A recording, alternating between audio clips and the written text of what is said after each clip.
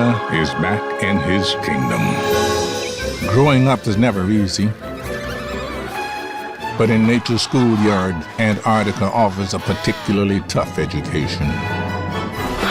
Yet for the emperor penguin, the most uninhabitable place on Earth is called home. Marching far and away into the mysterious unknown, discovering love, embracing fatherhood, fighting for survival, searching for home. Forced through unforgiving yet mesmerizing landscapes, propelled by an ancient call to the sea.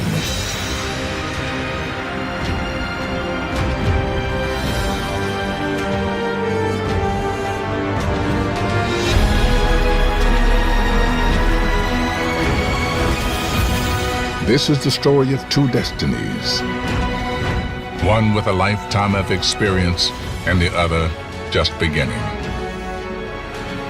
The old emperor gives way, and the story of a new emperor begins.